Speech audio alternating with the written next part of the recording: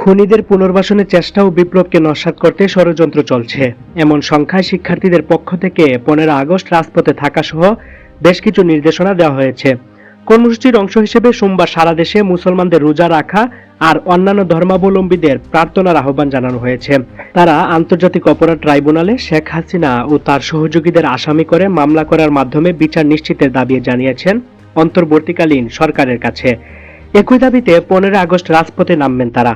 পাশাপাশি তারা বক্তব্য দেওয়ার ক্ষেত্রে উপদেষ্টাদের সচেতন হওয়ার সতর্কতা উচ্চারণ করেছেন।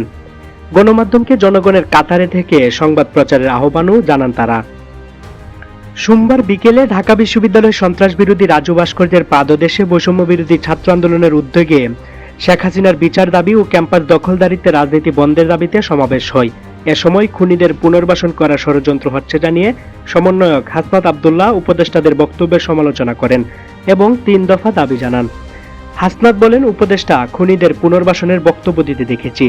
আপনাদের মনে করিয়ে দিতে চাই, ছাত্র জনতার অভ্যুত্থানে আপনারা উপদেষ্টা হয়েছেন। সুতরাং যখন কোনো বক্তব্য দেবেন আপনার সামনে যেন 5 আগস্টের গণভবনের চিত্র মাথায় থাকে, পার্লামেন্টের চিত্র মাথায় থাকে। উপদেষ্টাদের গদি ছাড়া করারও হুঁশিয়ারি দিয়ে হাসনাত বলেন, যারা স্বৈরাচারকে পুনর্বাসন করতে চায়, যারা খুনি হাসিনাকে পুনর্বাসনের মতো বক্তব্য দিতে চায়, আমরা ছাত্র জনতা যেভাবে তাদেরকে উপদেষ্টা বানিয়েছি একইভাবে গদি থেকে নামাতে আমরা দ্বিধা করব না। যারা খুনিদের পুনর্বাসনের জন্য ব্যাকস্টেজে মেকানিজম করছেন, আপনাদের 20 দাঁত ভেঙে দেব।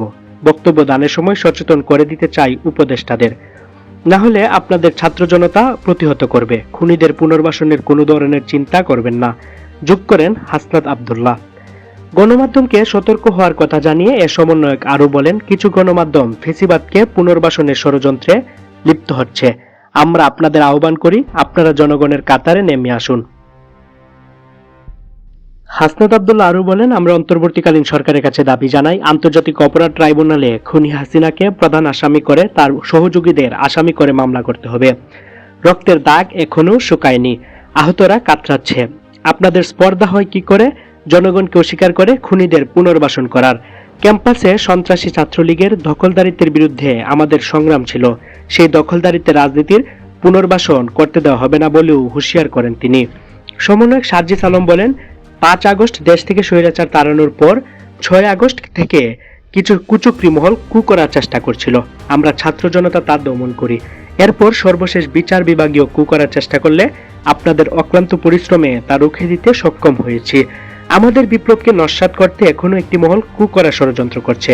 আমরা ছাত্র জনতা তাদের পরিকল্পনা সফল হতে দেব না। ডাকসুর সাবেক সমাজসেবা সম্পাদক আক্তার হোসেন বলেন, আমরা সর্বশক্তি দিয়ে হাসিনার সব ষড়যন্ত্রকে রুখে দেব। আওয়ামী লীগ পরাজিত শক্তি, নানান কূটকৌশল আঁকছে।